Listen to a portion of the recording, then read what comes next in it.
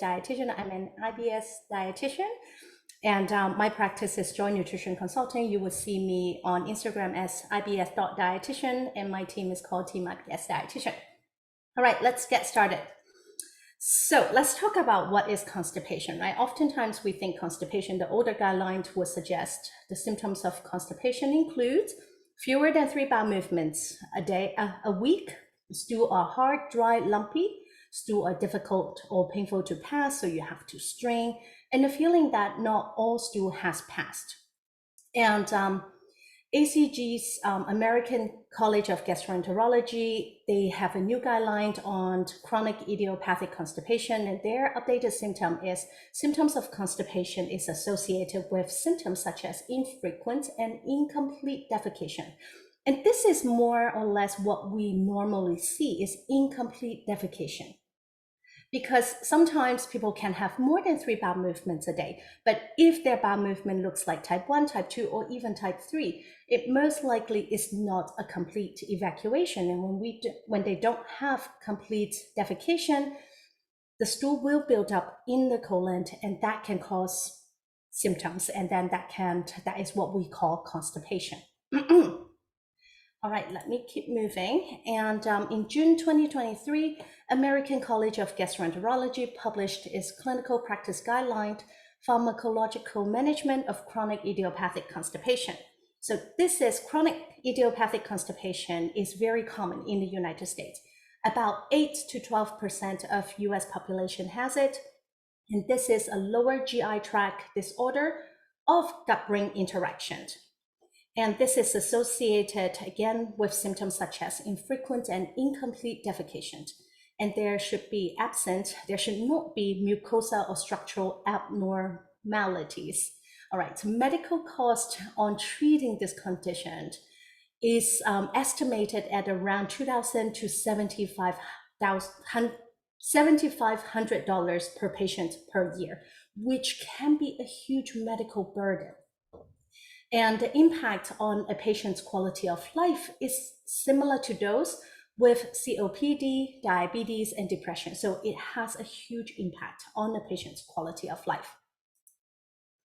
Now, when it comes to constipation, the first thing we want to assess a patient on, there are many factors that affect chronic constipation, but then there are sometimes things that we don't think about, but we should really consider before other intervention is looking at medication and dietary supplements that a patient may be taking that can cause them to have constipation.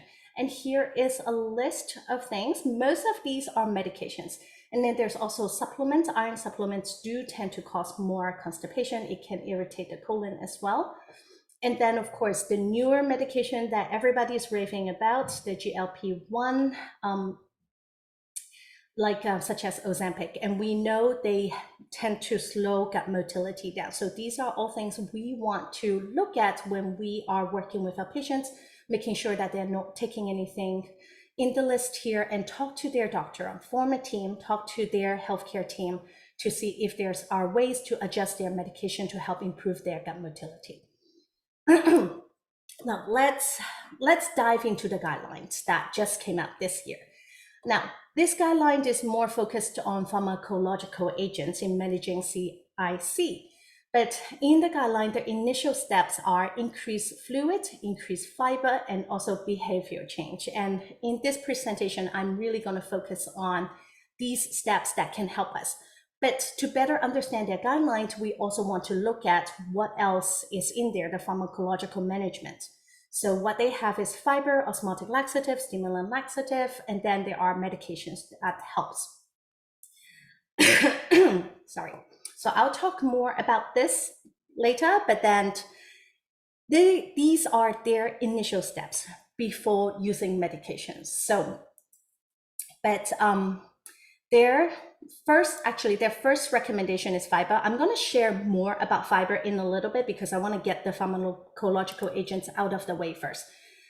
These are, so osmotic laxative are the second recommendations from ACG's guideline.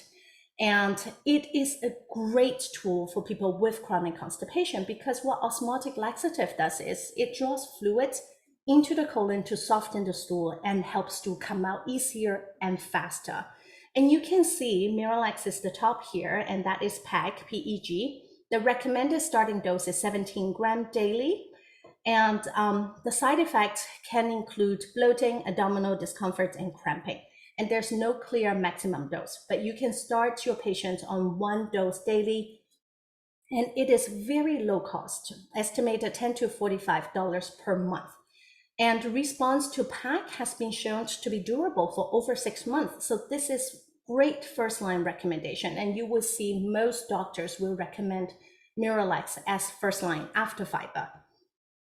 All right, and then there's magnesium oxide, lactulose, and you can kind of see the initial starting dose in here, and also their cost. The side effects are similar to Miralax, but Miralax is very safe, whereas magnesium, we have to be careful. If a patient has renal insufficiency or if they're pregnant, then that would not be something we recommend, and we always recommend them to talk to their healthcare provider first before trialing magnesium.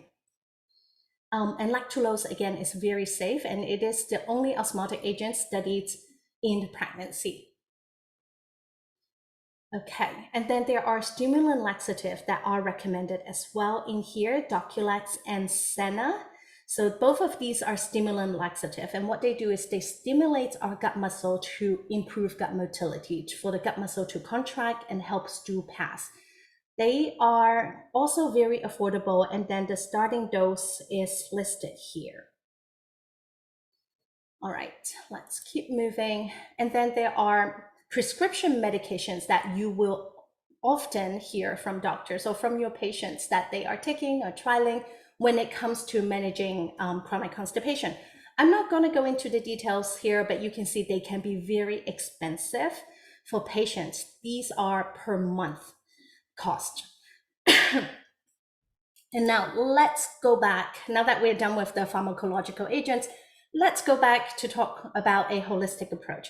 So the ACG's first recommendations is actually fiber. And then they looked at about 6 studies and 3 different types of fiber to give a recommendation. And what they recommend is that psyllium has more evidence, but they also only looked at 1 study with bran, 2 studies with inulin, and with psyllium, they looked at 3 RTC studies that were from 1986 to 1995. So they are a little bit older, but their first line of recommendation is actually psyllium and trial psyllium. And you can see here, they also recommend what Academy of Nutrition and Dietetics recommends, which is about 14 grams of fiber per 1,000 calorie intake. And the total daily fiber intake recommended from diets and supplements would be around 20 to 35 grams daily. Okay, so this is what their recommendation when it comes to fiber. And in additional comment here, which is very important, is ensure adequate hydration as fiber intake increases. And then there's no clear evidence that soluble and insoluble fiber is more effective. I'm going to dive a little bit deeper into this topic later, because there is a difference and we can trial different types of fiber with different patients and determine what works best for individual patients. All right, and again, here is ACG's recommendations. So their suggestion on fiber supplement, they suggest fiber supplement over management without fiber supplement. And the first step is dietary assessment to determine intake from diet and supplement. So we want to see where our patients are when it comes to dietary fiber and supplements fiber intake. Are they in the ballpark of 20 to 30 grams per day? And then what they recommend is fiber supplements can be used as first-line therapy for CIC, particularly for individuals with low dietary fiber intake. Okay, and then among the fiber supplements that they looked at, which is only from 6 studies, they found that only psyllium appears to be effective. And then they had very limited and uncertain data on bran and inulin because they only looked at 3 studies. But what they stress here is adequate hydration should be encouraged with the use of fiber. And we know that because if you're not hydrated enough, it will be difficult for stool to pass, period. All right, I'm going to talk more about that in a little bit too. Now, flatulence, gas is a common observed side effect with the use of fiber. In their paper, though, their certainty of evidence for recommending fiber is actually low, even though fiber is their first line of recommendation. And I think it's more so because they only included 6 studies in the recommendation. And I'm going to share with you another study that looked at more, another systematic review that looked at more fiber and what their recommendations are. All right. Okay, so in I think this was published in 2021 or maybe 2022. So Dr. Satish Rao and Dr. Darren Brenner created a systematic review of OTC therapies for chronic constipation, and they reviewed 1,297 studies and included 41 in their systemic review. And again, in here, you can see over-the-counter laxative, osmotic laxative, MAcc, Miralax, and also stimulant laxative, Senna, received grade A of recommendation. So this is the highest recommendation when it comes to chronic constipation management. And then the other laxative that we kind of talked about earlier are also included in this study. So this is what they recommended in previous recommendations in 2004, and this is the newer updated recommendation. So the change is Senna has now been, is now a grade A level recommendation instead of a C. And then the other laxative and also magnesium has also improved from a C to a B. But start with Miralax or Senna. These are very safe. All right.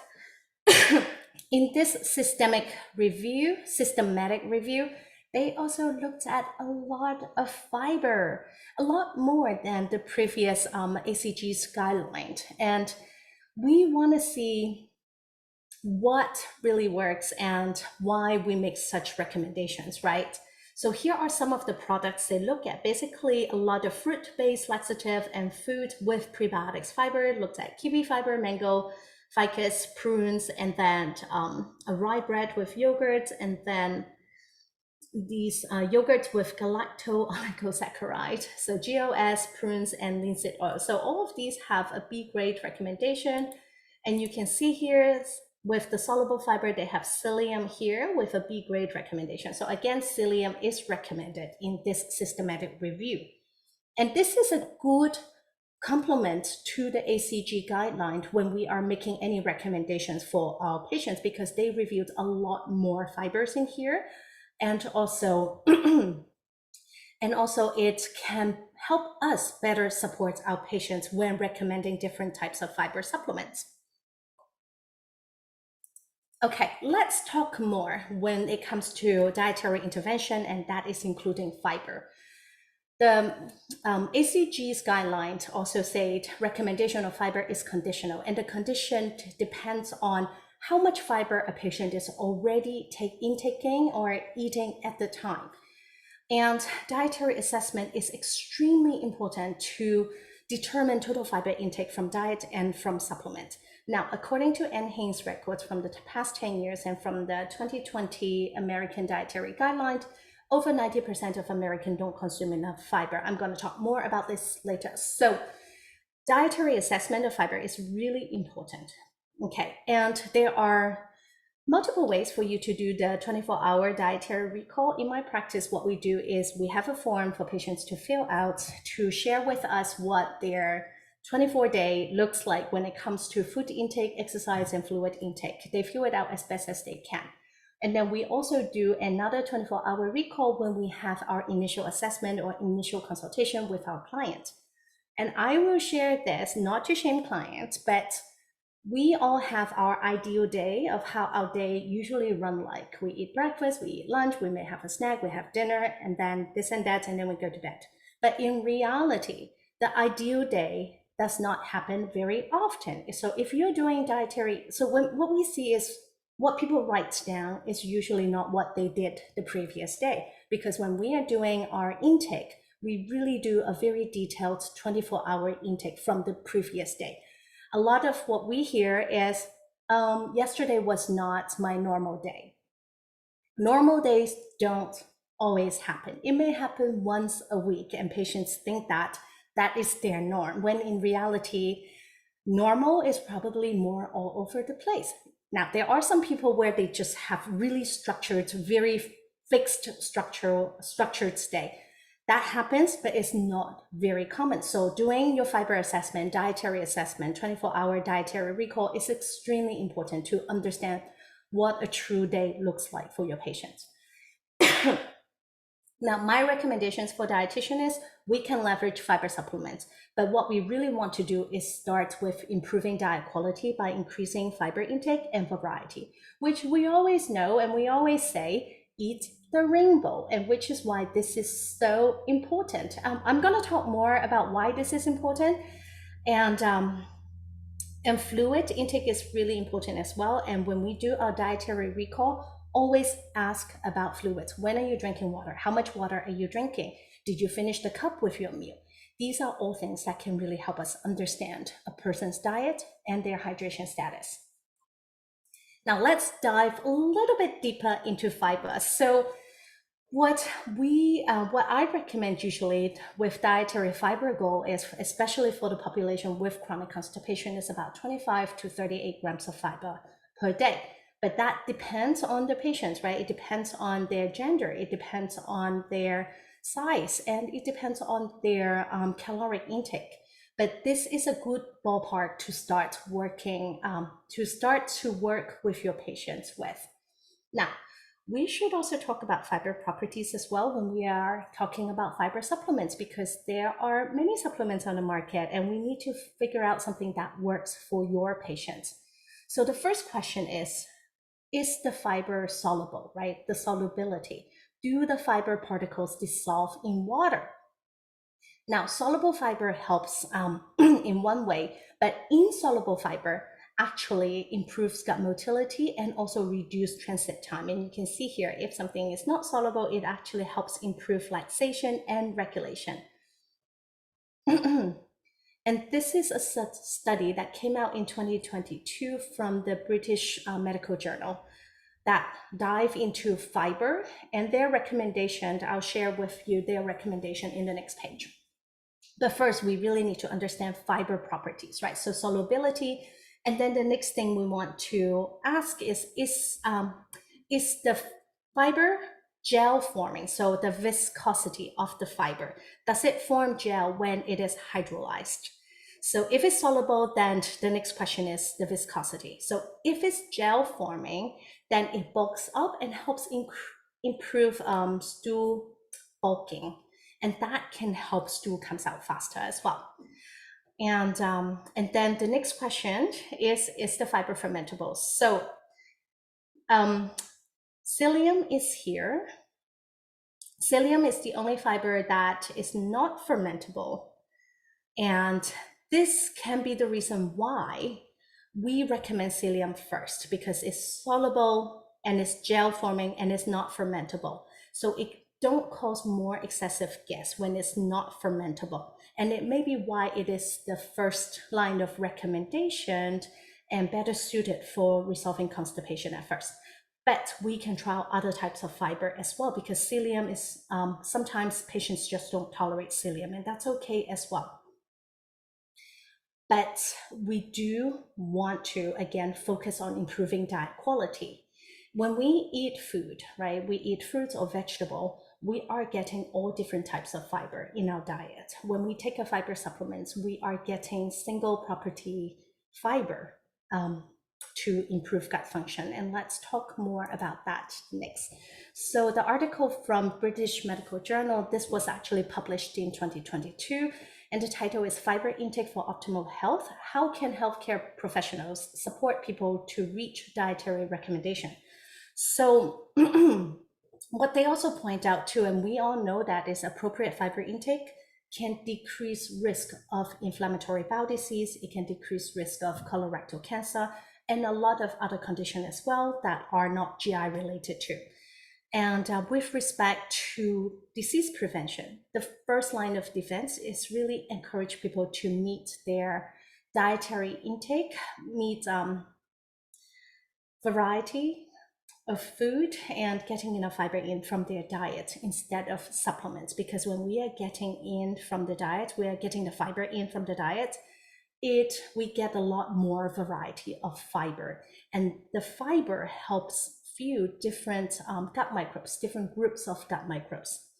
And that really improves the health of our gut and improve our immune homeostasis and also improve functional barrier, because the different types of fiber feeds different groups of gut microbes, and that improves our gut microbiota composition, and that improves the health of our gut. All right. Okay, so which is why, again, we want to focus on improving diet quality instead of just recommending fiber supplements. And now, fiber supplement can be extremely helpful for some, because changing diet is hard, but that's where we want to start with, is improving diet quality. And research and the American Gut Project suggested that eating 30 different types of plant-based food per week is what is optimal for our gut microbiota. And I want to share more data with you on the gap we have here in the United States.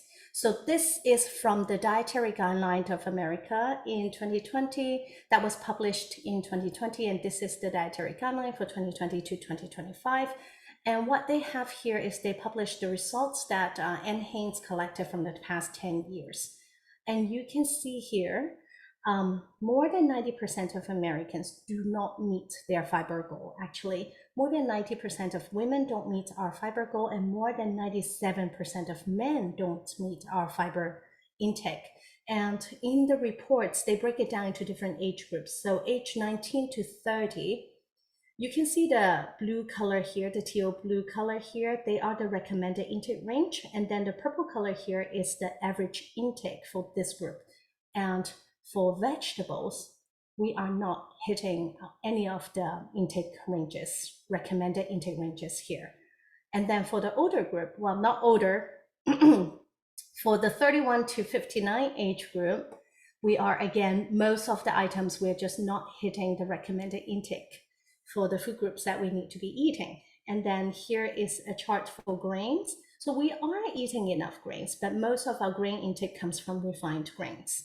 And that is the same, again, for both age group. All right, and there's a lot we can do in terms of improving diet quality. And the first will be providing strategies on how to increase intake of these foods are the crucial first steps. Now, we all know changing dietary habits is hard.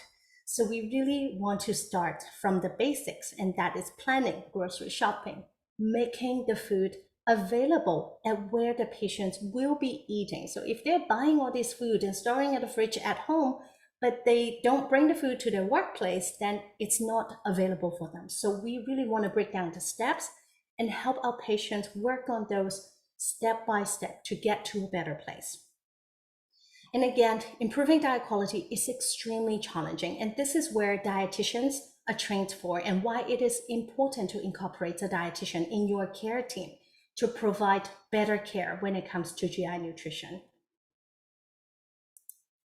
All right, now that we've finished talking about fiber, let's talk about fluids. Fluid is important, right? One of the colon's function is actually to reabsorb water to form stool. And if we are dehydrated, the colon will reabsorb more water, and that will make our stool harder and more difficult to pass.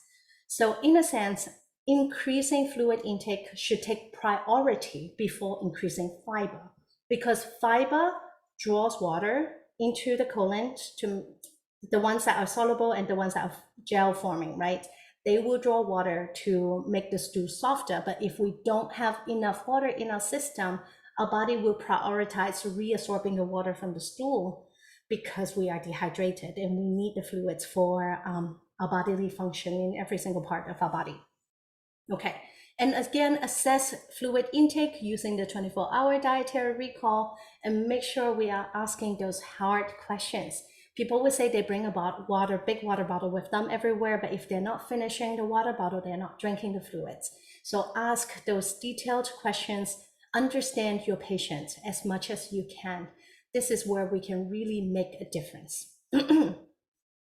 Okay, once we know their fluid intake, then we can make appropriate recommendation. So here is two calculations that I use to calculate a baseline daily need depending on a person's body weight. An example here, so you can take the body weight in pounds divided by 2 and then translate that into a fluid ounce per day. Or if you use kilogram, then you can use 70 kilogram and then times by 30 to 35 milliliter. And then that would equal the total milliliter that they need per day. So calculate the baseline with your patients and decide how your patients can achieve the baseline. Now, whether they need more than the baseline will depend on how much exercise they do or whether how much they sweat. You know, these are again questions you want to be asking when you do the 24-hour dietary recall. Assess their activity level as well so that you know if they need more fluids or not. And again, this is a baseline calculation. This is a starting point with your patients. This is not the end point. Individualize your approach and make a step-by-step recommendations for your patients. If they need to buy a water bottle first, then that will be your first recommendation. And what I find in my practice is people will likely meet their baseline fluid need if they have a bigger water bottle and if they are carrying the big water bottle with them everywhere they go. So baby steps. All right, so the next dietary intervention I want to talk about is meal and meal timing. So meal timing is extremely important for chronic constipated patients because of gastrocolic reflex. So the gastrocolic reflex is a physiological reflex that controls the motility of the lower GI tract following a meal. So when the stomach is stretched out because of food, because of ingestion, it increases motility in the colon. So when you eat food, food gets into the stomach stretch out, and the stomach sends a signal to the colon say, hey, we've got food coming, get things moving, make room. All right, so that's gastrocolic reflex. And gastrocolic reflex and our colon activities is actually the strongest in the morning. So number one recommendation for anyone who is constipated is please do not skip breakfast. Don't fast through the morning. Eat food, drink your fluid, and make sure your breakfast has a good volume to it. All right, and coffee can be extremely helpful as a laxative agent as well. So in the morning, have a good breakfast with volume, have some liquids because we usually wake up dehydrated overnight, and then also have some coffee to help stimulate a better gastrocolic reflex for full evacuation, so better defecation. Now, because of gastrocolic reflex, we really want to think about spacing meals out for patients with chronic constipation and recommending them to have 3 good meals a day. They can have snacks in between too, but the snacks should not take away the better meals, the bigger volume meals throughout the day. So 3 good meals in a day. Focus on getting enough volume, and the volume could be coming from the fiber that we are helping them get more of, right? We all know my plate, half a plate of fruits and vegetables, and that's what we are aiming for. And one word of caution, right? If people are eating salads, leafy greens from salads do not contain a lot of fiber. 1 cup of leafy green is only 1 gram of fiber. So we would need to eat 20 to 30 cups of leafy green to meet that goal of our fiber goal. So if a patient is only eating salads, then help them add more varieties in their meals that can give them more fiber. Okay, so that's about meals. And then one thing I want to kind of talk about, because I'm talking about breakfast in here, is make dedicated time in the morning to use the bathroom. And what we like to call in our practice is the protected potty time. Because again, gastrocolic reflex is the strongest in the morning. And if we are rushing, if we are trying to get to places, we're stressed out, our urge may not happen. So we want to really set aside maybe 10 to 15 minutes or even 20 minutes, depending on the patient, to use the bathroom, to know that that is the time that they can relax and go to the bathroom. All right. And then last but not least, because we're talking about meal timing and volume here, is assess for underlying eating disorder. Chronic undereating can slow gut motility. And we really want to make sure that is not the case. If your patients have an active eating disorder, they need to work on their relationship with food first before working on gut health things. But work on improving relationship with food, work on the eating disorder first before working on these, because some of the recommendations we have here can make their eating disorder worse. All right, so always assess underlying eating disorder. All right, so I mentioned coffee earlier with breakfast. Coffee is great because we know coffee, well, most of us dietitians here, we know coffee has a lot of good qualities and it can help prevent a lot of other chronic conditions. And they have a few components that can maybe stimulate a better bowel movement. One is chlorogenic acid, and that is a phenolic acid found in coffee, and it stimulates colon muscle contractions. Now, some newer studies suggest that it can lower inflammation, improve intestinal barrier function, and maybe even preserving cell membrane. And with these studies coming out, my guess is there will be supplements coming out very soon, or maybe they're already on the market.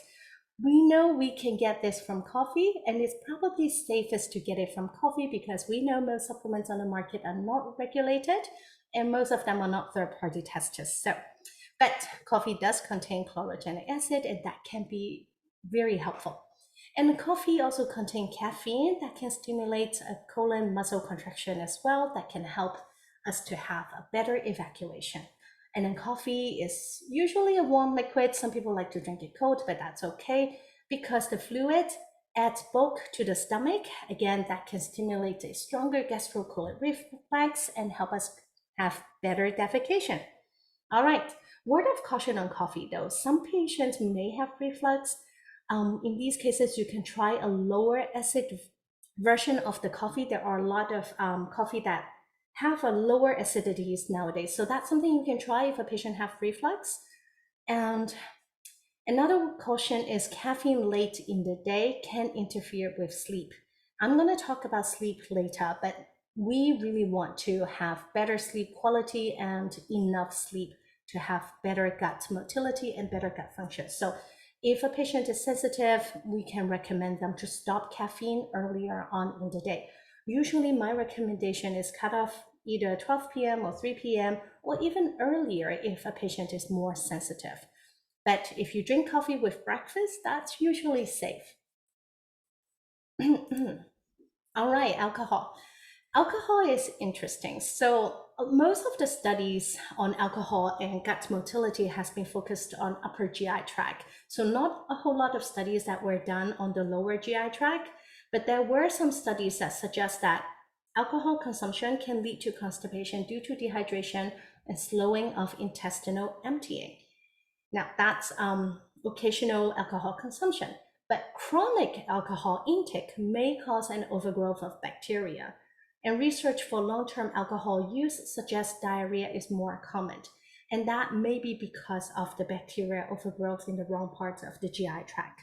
Now, when we are talking about alcohol, I always want to share about this statement.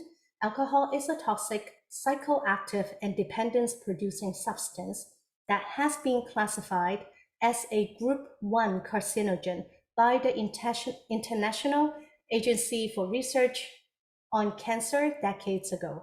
And this is the highest risk group, which also includes asbestos, radiation, and tobacco. And this is a statement from WHO on alcohol. So whenever we talk about alcohol, we always want to talk about its toxic and inflammatory effect on the gut. Okay, I'm going to move on to lifestyle intervention.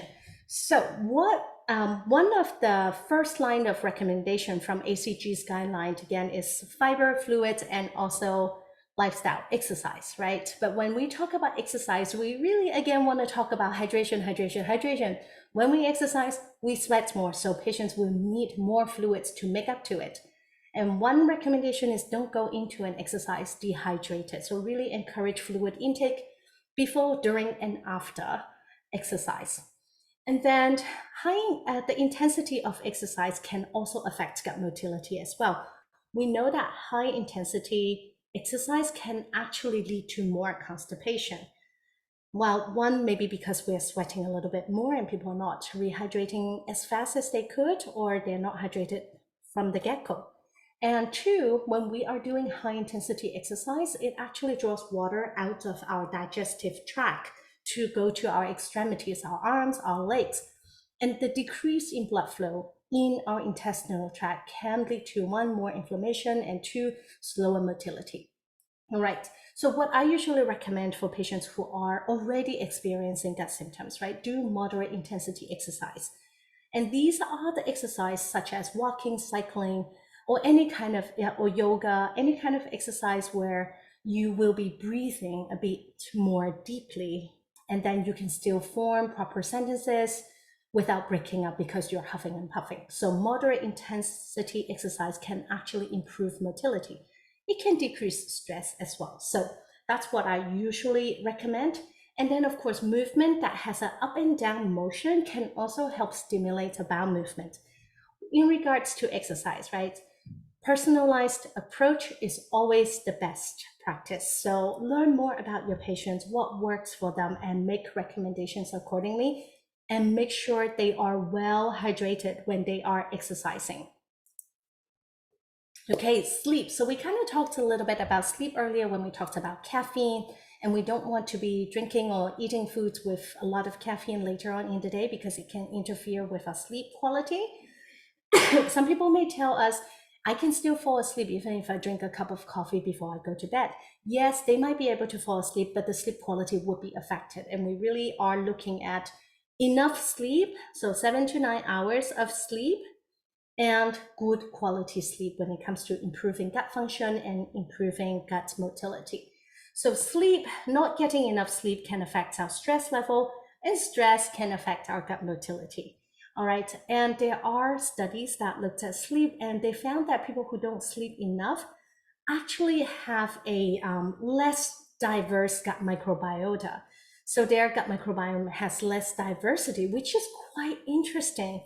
And we don't fully understand why this happens, but we know sleep has an effect on our gut microbiome diversity.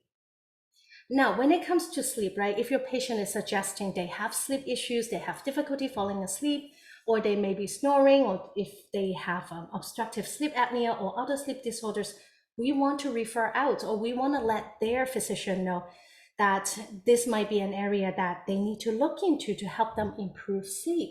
They could get a consult with an ENT doctor to get sleep study done, or even have their airway evaluation done.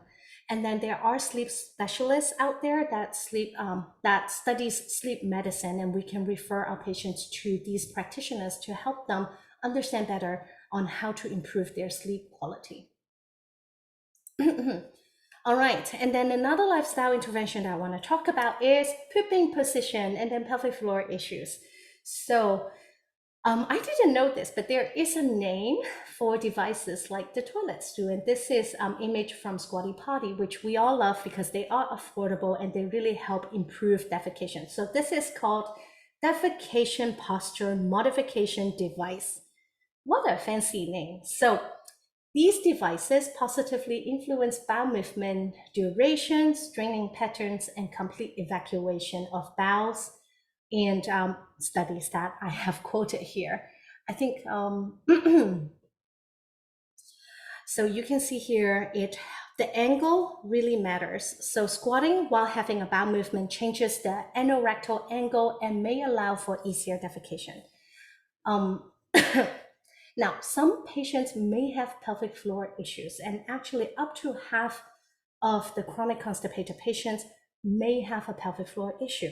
And in those cases, if diet changes and lifestyle changes are not enough, we want to refer our patients to see a pelvic floor specialist, pelvic floor physical therapist for an assessment, for evaluation. And then there are other tools that they can do and exercise that patients can do to help with better defecations.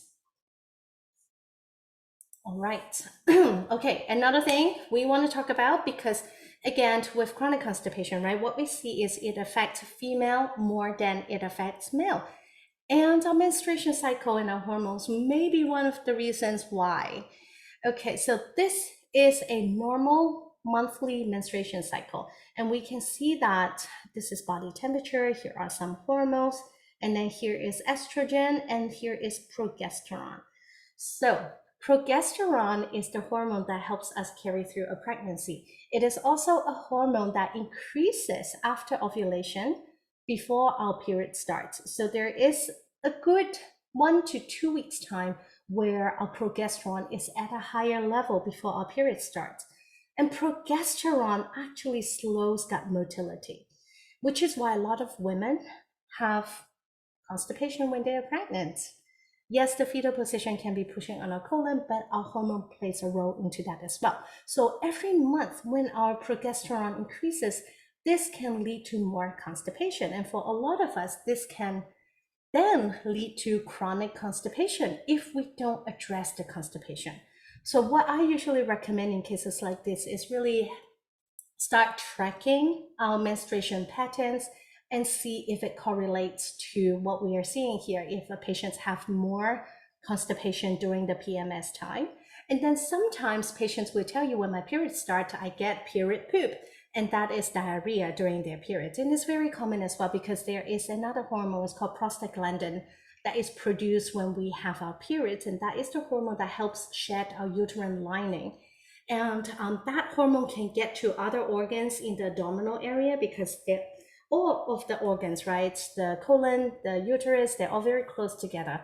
When prostaglandin, that hormone gets into our colon, it can cause our colon to have more contractions, and hence why people may get diarrhea when they are on their period.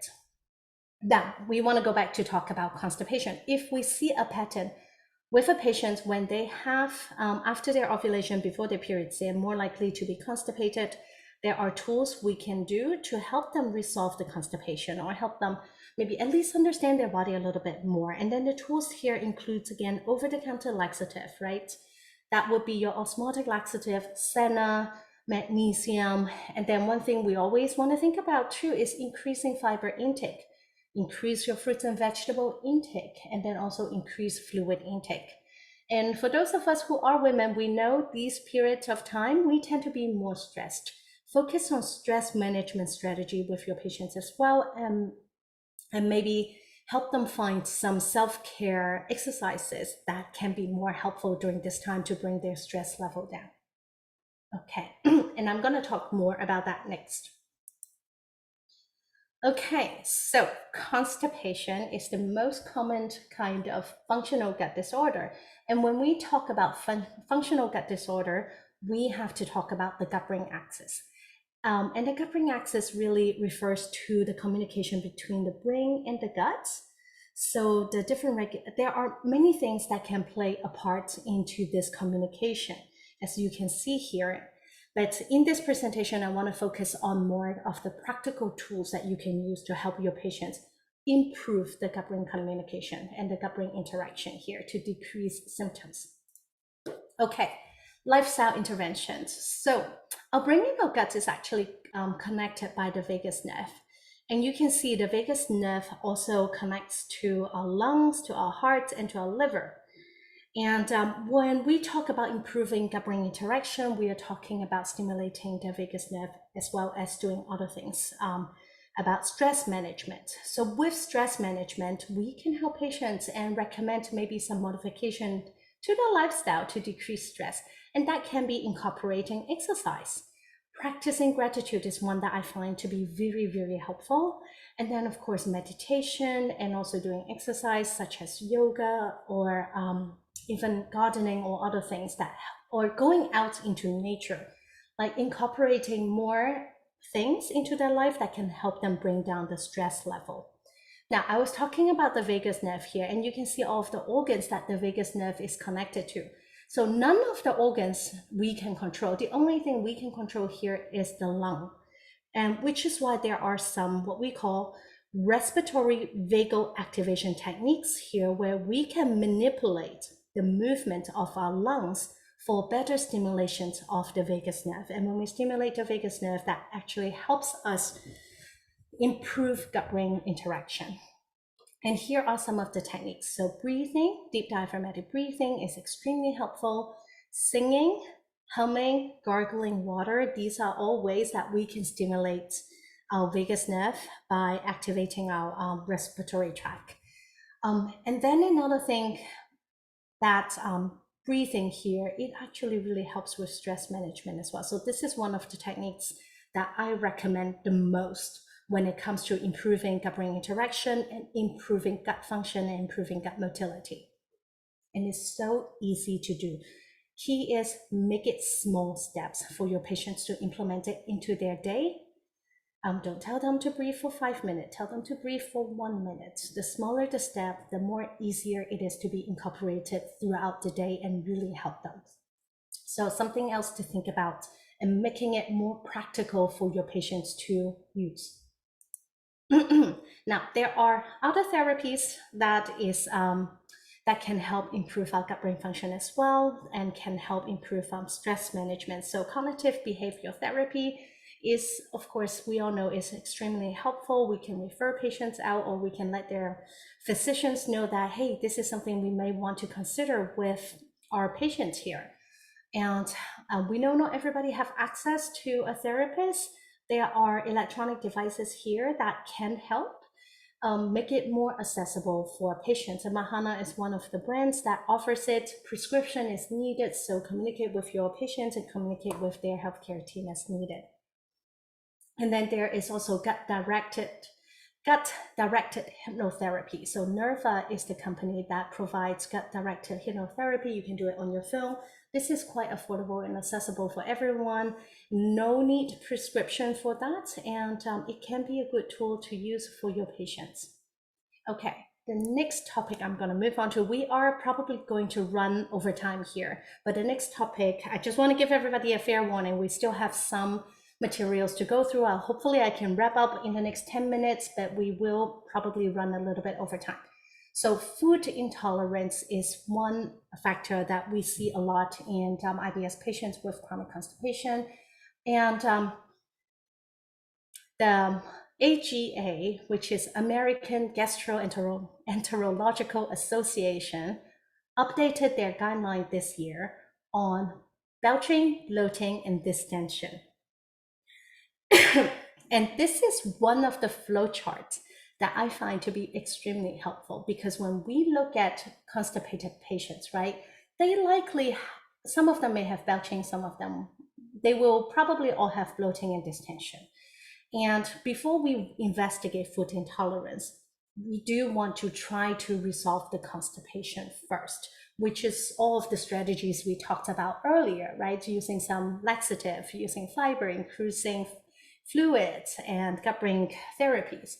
And then if after using laxative, they're fully evacuated and they still have belching, bloating, or distension, then the next thing we want to investigate is food intolerance. And you can see here, the investigation includes carbohydrate intolerance, and that is FODMAPs, and then also celiac disease, non-celiac gluten sensitivity, and maybe food allergies.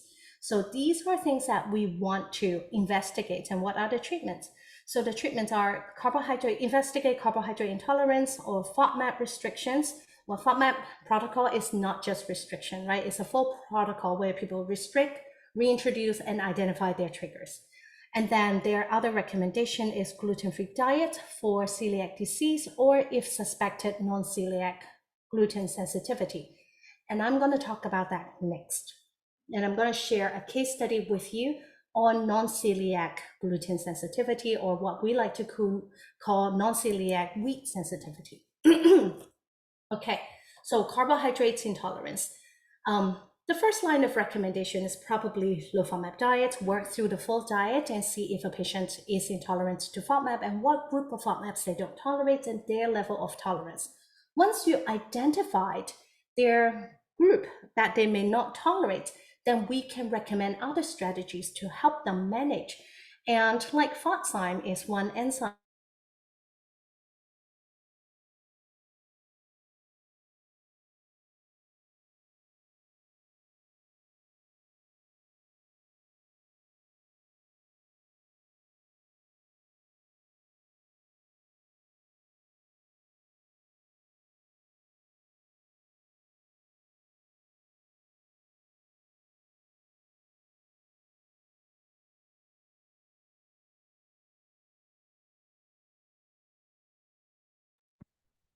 Hi, everyone.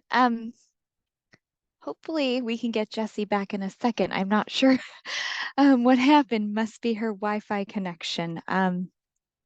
Just looks like, oh, Hi, I'm we, back. I'm so we, sorry. that's okay. No worries. Feel free to just Okay, throw your your slides back up. okay, let me jump back in. Thank you everybody for your patience. All right, so did you all hear, did I finish the part on carbohydrate intolerance and FODMAP intolerance, or did I get cut before that? You got cut a little bit before you finished, I believe. Okay, so with FODMAP intolerance, right, as dietitians, what we need to do is help our patients get through the whole protocol: elimination, reintroduction, and identify the food triggers. Once we identify what groups of carbohydrates they don't tolerate, then we can recommend things like FODzyme to help them break down those groups of FODMAPs. Now, FODzyme helps break down lactase, GOS, and fructan. So it can be really helpful to help our patients increase the food that they can eat without worrying so much about symptom using targeted tools. Okay. Now let's talk about gluten intolerance here. So gluten intolerance refers to people who have celiac disease, non-celiac wheat sensitivity, and gluten allergy. I didn't put it down here because I want to focus more on these two conditions. Now, non-celiac gluten sensitivity or non-celiac wheat sensitivity is an immune-mediated reaction to gluten or components of wheat. In some patients with self-reported non-celiac gluten sensitivity, fructan in gluten-rich foods, so fructan is a FODMAP, in gluten-rich foods rather than the gluten causes symptom. This is where it is very important for us to identify whether it is the fructan or other components of wheat or gluten that is causing the immune-mediated reaction that patients would have. And I'm going to share a case study with you very soon. And what we do in our practice is we recommend using sourdough for challenge purpose. So to identify non-celiac wheat sensitivity, we help a patient get to a completely gluten-free diet, and then we challenge it with sourdough bread. And the reason why we use sourdough is because many of you should know sourdough is low FODMAP, and sourdough don't have fructan or ATI in that. So ATI is another thing from wheats that could potentially trigger symptoms, which is why we use sourdough to make sure that they are actually reacting to gluten. There are other things on the market that you can use for challenging this. I think Vital Gluten Protein can be another product to use, but sourdough is more available and it tastes better, in my opinion. So when we go through the challenge, when you go through the challenge, you help your patients identify if they are sensitive to gluten or not. All right. Okay, I'm going to share with you one of the tools that we use a lot in our practice, and that is assessing a patient's stool, right? Like what I said earlier in the presentation, if a patient is telling you they are having multiple bowel movements, maybe every single day, they have 3 to 4 bowel movements, but every single one of their bowel movement looks like type 1 or type 2, they are probably not having full evacuations and they are still constipated. So assessing their stool is extremely important to identifying if they are actually constipated or not. I can't tell you how many times or how many clients have told me, Jessie, I'm not constipated, I'm pooping every single day. But if their stool looks like this, or sometimes even the type 3s, they probably may not be having full evacuations. All right. Okay, and I'm going to share 2 case studies with you. One of them is chronic idiopathic constipation. The patient here is a self-care provider. Oh, just a caution, I'm sorry, I did not say that before I get into the slide. I'm going to share a lot of slides with bowel movement pictures on there. We are all healthcare providers. I trust that it doesn't gross you out because this is a good tool for us to use, but if it gross you out, you can maybe minimize the screen if you want to keep hearing what we are talking about here. All right, so case 1. This patient is actually a healthcare provider herself, struggled with chronic constipation for over 20 years. She's had 3 prior surgeries related to chronic constipation, and fissure, prolapse, and hemorrhoid. And this is what her bowel movement looked like when we started working together. And some days she would have multiple bowel movement that looks like these. And you can see they're just small chunks of stool. So what we did with this client was One, we use some laxative to help her really move the stool out of her gut, and then she felt so much better after that. And then we worked on increasing dietary fiber, increasing fluid, and incorporating exercise into her daily routine. We also talked about stress management as well, using deep diaphragmatic breathing and also abdominal massage. One thing that we hear all the time from all of our patients who have chronic constipation is they hold a lot of, when they're stressed, they hold a lot of tension in their abdominal area. And abdominal massage can really help break up that tension, and it can help improve gut motility as well. So after we incorporated all of these things with her, this is what her bowel movement looks like. And she had no FODMAP intolerance. So a lot of the patients refer to our ways is they want to do the low FODMAP diet because their doctor told them to do it. So she did go through the FODMAP diet and FODMAP challenge as well. But once we resolved her chronic constipation using these methods, she had no FODMAP intolerance. She challenged all groups of FODMAPs and she tolerated all of them. Okay, so this is important to think about, which is why before you do an elimination diet with your patients, help them have full evacuations first. Or after, if they have full evacuations, they still have a lot of the symptoms, then you move on to challenge the foods to understand food intolerance. So this is probably what a full evacuations would look like for a normal person who don't have chronic constipation. It's very different than what we see here. So if your patients are having droplets of stool or very small hard stools, then they are probably constipated. Okay, this is a little bit more gross, but this is a case study of someone with non-celiac wheat sensitivity. So this is a patient that was referred to me by her physician to do the low FODMAP diet. And when she joins the program, this is what her stool looks like.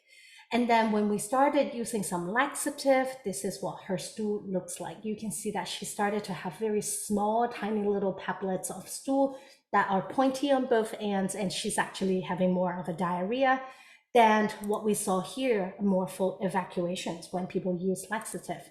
And this is why, we really investigated on her food intolerance. So she also started the low FODMAP diet, and she started eating oats.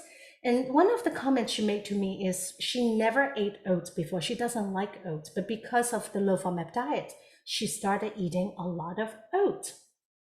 And here are some of the other modalities that we worked on, right? We worked on fluid, fiber, exercise, sleep, and stress. So this patient is already drinking enough fluids, already hitting her fiber goal. So she's very health conscious, but she just still has all of these gut issues that she's dealing with. She doesn't know what was going on. And she regularly exercises. I think the only thing we talked about is maybe reducing the high intensity exercise to more moderate intensity exercise, because she does CrossFit training that can be too high intensity for someone with gut symptoms already. Her sleep was fine, but she was also stressed because she had a lot of gut symptoms, and that is going to be a common thing you see working with GI patients. So after using laxative, this is what happens. And when I saw this happening, instead of having better evacuations, she actually went into having diarrhea. Then that's when we looked at, okay, maybe she has a gluten intolerance. And because of her comment about oats, and I said to her, how about we remove oats and gluten as well? So she started a gluten-free diet. We really helped her start the gluten-free diet. Sorry, let me go back here. After she started a gluten-free diet and removed oats, this is how her bowel movement changed over time. Now, I want to say this here, only necessary when we would recommend a gluten-free diet, because this is a really, really difficult diet. It's very hard on the patients physically and mentally. When we talk about the gluten-free diet, we're not just talking about removing bread, donuts, muffins, cake, whatever. We are talking about removing cross-contact. We're talking about removing cross-contamination as well. So it can be very hard. Only if it's necessary should you recommend someone to try the gluten-free diet. But what I also want to point out is being able to see and analyze stool consistency is key to helping these patients identify their triggers.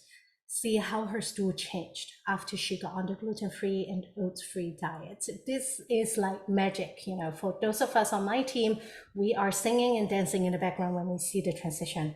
from my patients that went from constipation, diarrhea to better evacuations. And she's still taking Miralax at this point because it's not the Miralax that's giving her the diarrhea. It is really a food intolerance that's giving her symptoms and problem. All right, I want to share with you something else that happens too, is that we all know, like we just said, the gluten-free diet is extremely hard. And one day she had no food choices. She was with a friend at Panera and she ate a sandwich. And I want to show you the transition of her stool after that. So this is day one. Actually, before this happened, she stopped documenting the food she was eating until this happened. And then she was like, oh, I ate a sandwich. Let me just write it down here so Jessie can look at it and let me know what's going on. So day one looks fine. Day two, still regular bowel movement, right? Not those droplets that we saw. Day three, what we are seeing here is constipation kind of coming back because she's not having full evacuations anymore. And then day four, the stool still looks fine. And then it got very, I don't even know how to describe it, but this is something you'll see a lot for patients with food intolerance. And then day five, the stool really broken up. And you can see here she wrote, she had junior mint before bed while making lunches. She started having gut symptoms, and now she started documenting the food she's eating and frantically looking everywhere what that was contributing to her symptoms. And what it was actually the wheat bread that she ate 5 days ago. And then this is the process that she went through, and see how many days it took. Like, stool continued to change consistency, got worse and worse, have more gas, more explosive diarrhea. and then it improved starting on day 10, day 12, day 13, and day 14. It's finally looking more normal, or more like baseline of her baseline. And this is what we usually see with non-celiac wheat sensitivity. But we really want our patients to test it out, to eliminate and challenge before we say, hey, this is probably something you're sensitive to, and let's figure out, how to proceed after that and help them adapt to a gluten-free lifestyle after that. But we have to challenge the food before telling the patients to cut it all out, because it's hard being gluten-free, okay? And that's the case study. And now let me just summarize real quick what we talked about. So first line of recommendation when it comes to improving chronic constipation is improve diet quality, improve fiber, make sure our patients are hitting their fiber goal. Fluids, make sure they are hitting their own fiber goal, fluids goal, make sure they're well hydrated. And then meal timing, eat a good breakfast, save time to go to the bathroom, don't rush. Okay, and then improve gut-brain connection, right? Manage stress, exercise, do some respiratory vagal activation techniques. And if none of those work, then we really want to look at food intolerance, whether it is FODMAP or gluten-related disorder. So it concludes my presentation, and then here are all the references here. I know it's very small. I did reference a lot of research in here, and then let's go into Q&A. Wow, thank you so much, Jessie. That was truly fantastic. I learned a ton. I hope you all did too.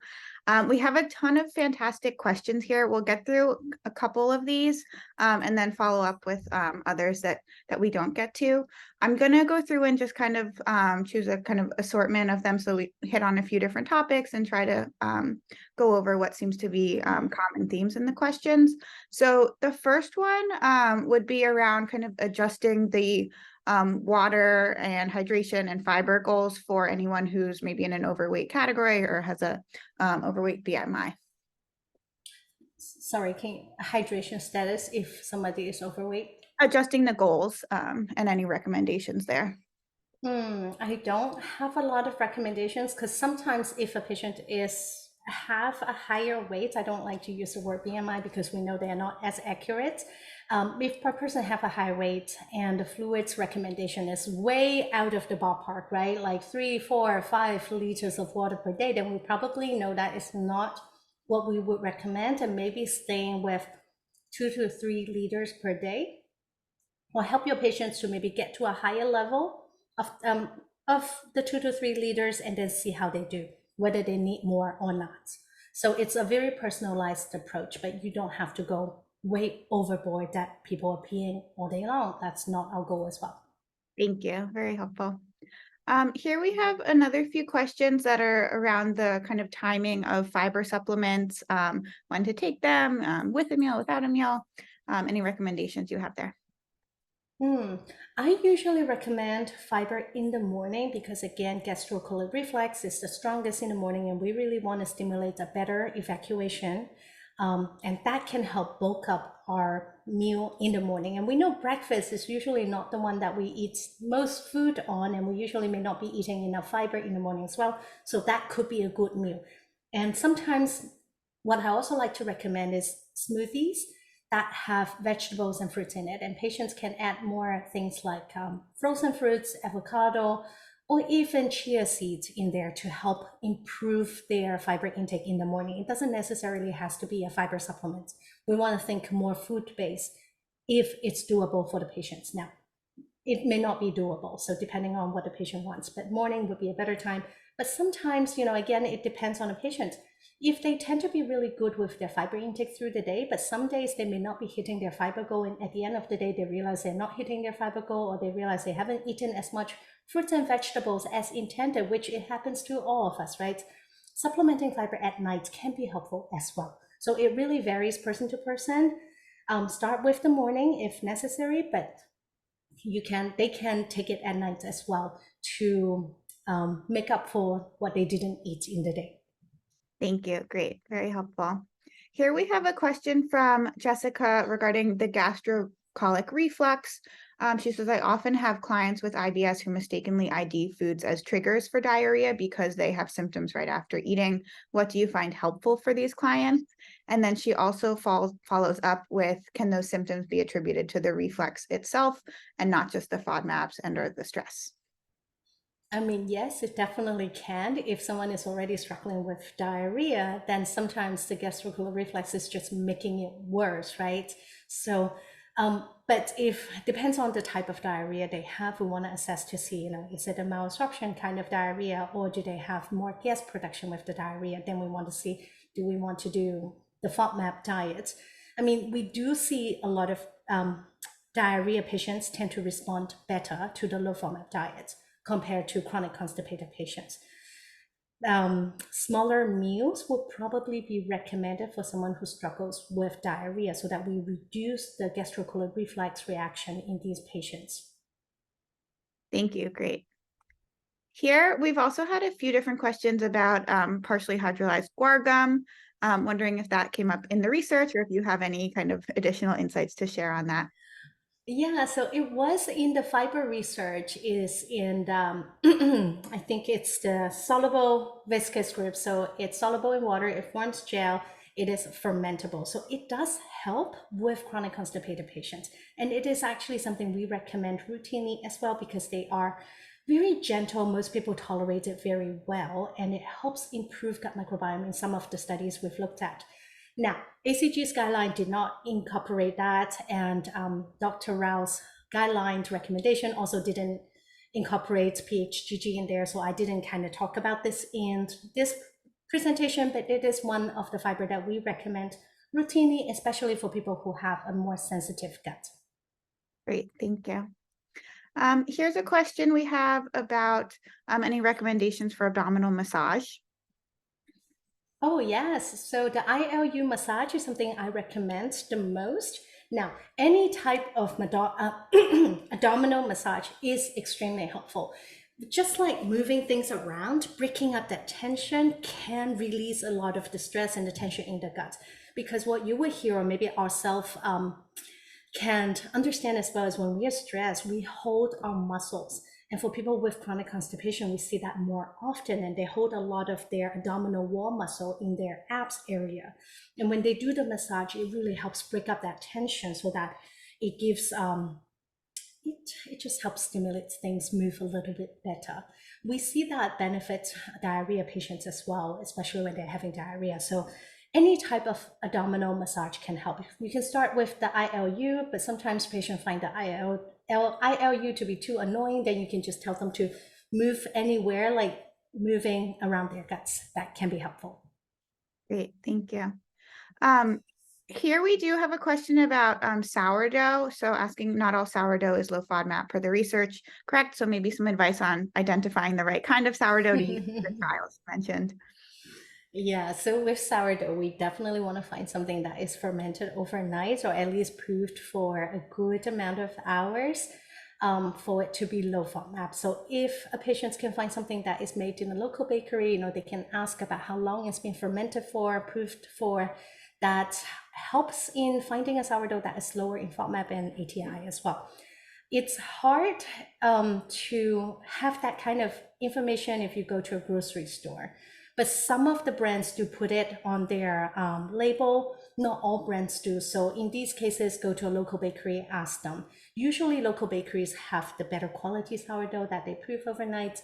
And of course, when we do the challenge, you know, we want people to enjoy the food they are eating. And if they do have a true intolerance, then it may be the last time they're eating sourdough bread. So find something that is better quality. And that's a great question. It's hard to tell. I don't have a good answer for you, unfortunately. Great, thank you. That's definitely helpful. We do have so many more fantastic questions here, so we will collect these into a document and share them with you, Jessie, so that you can answer some and we can kind of aggregate them into maybe common themes and send those around to everyone here. But for the sake of today, we will wrap up and end our session. As Megan mentioned, we'll be sharing a link to the recording. Please just give us a little bit of time with that. So that email will include the recording as well as the live CEU certificate for anyone here with us today. And then we will be submitting the recorded webinar for approval for a CEU as well. And that usually takes a little bit of time. So it'll be pending approval for the next several weeks, but also hoping to offer a CEU certificate for that as well. Yeah, and everyone, oh, sorry, go ahead, sorry. Jessie, go ahead. There was a question that I just answered, and it's asking if the patient has celiac screening done when I presented about the non-celiac wheat sensitivity case. So yes, they do, because it is an IBS patient, they've got celiac screening done. But I want to point out that celiac screening is not perfect, and sometimes it can take a long time for persons to get a celiac diagnosis. So in cases like these, we also want to encourage patients to maybe get tested again with their physician and actually teach them how much gluten they need to be eating prior to actual celiac testing. And that is 2 slices of bread or 2 servings of gluten every day for 6 to 8 weeks prior to testing. So sorry, I just wanted to answer that one question there. That's a really good question. And everyone, rest assured, I have copy and pasted all of these questions into a document, and we are going to hopefully get answers from Jessie on them. So don't worry, hold tight. Please be patient with her. It might take her a couple of days. We have about 40 questions, but I will make sure you all receive a copy of that. So thank you all for joining, and Jessie's information is on this slide, so you can contact her with any additional questions. All right, thank you. Thank you for having me. Bye, everyone.